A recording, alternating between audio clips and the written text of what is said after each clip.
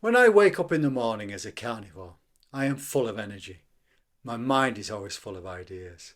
I had absolutely no intention of sharing this particular story with you today, but I've shared it with some of the Mary Magdalene and spiritual groups where my research has taken place.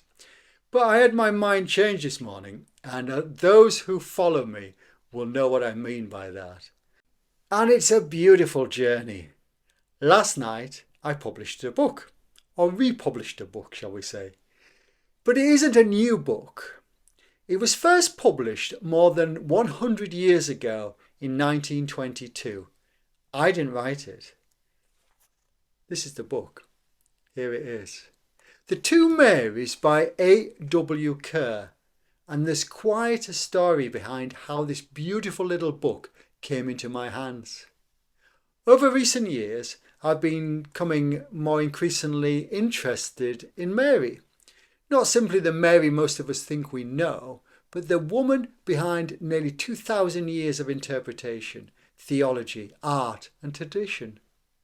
That research has taken me into ancient texts, forgotten books, churches, paintings and icons, and quite literally, it has taken me travelling. Recently, while I was in Poland, I was following some of that history, looking at images of Mary, at how she had been represented through the centuries, at how that story has changed. And then one trail led to another. Eventually, I came across references to a largely forgotten Scottish author called A.W. Kerr. What caught my attention was that Kerr's little book hadn't simply disappeared unnoticed. It had been read. It had been discussed. And in Catholic writing in Poland, it had been challenged. Not just once, but several times over that decade. Kerr was questioning something that had been deeply embedded in Western Christian tradition for centuries. The identification of Mary Magdalene with Mary of Bethany and with the unnamed sinful woman who anoints Jesus. Over time, those identities had become intertwined.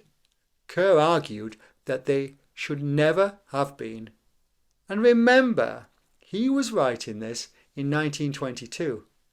So when I found those references, I wanted to know, who was A.W. Kerr? And what exactly had he written? That question eventually led me here, to this beautiful little book. And when I read it, I became rather attached to it. Not because I necessarily agree with every argument Kerr makes. That isn't really the point. But what interested me was, here was a man more than a century ago prepared to go back to the sources, to look at the evidence for himself and say something isn't right here. And he wasn't afraid to say it clearly. There was another part of the book that stayed with me. Kerr dedicated it to his wife, Anne Gray Findlay. And somehow, when you're holding the original little book in your hand, that matters. It reminds you that this simply isn't an old theological argument. There was a man behind it. There was a woman he loved. And there was something he felt strongly enough about to put in print. Then, over the following century, the book more or less disappeared. And I found myself thinking, why should it stay forgotten?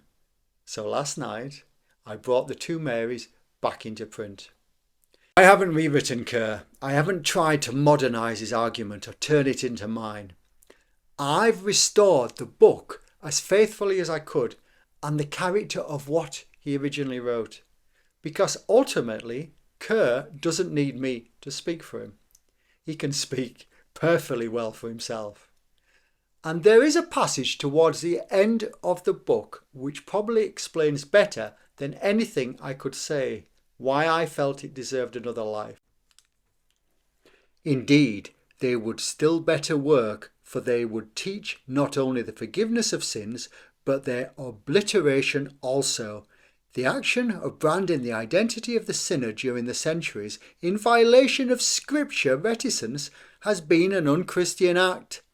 Its discontinuance is a debt due not only to the history of humanity, but also to the right interpretation of the doctrine of Christ. So, for 104 years after A.W. Kerr first published The Two Marys, I've brought it back into print.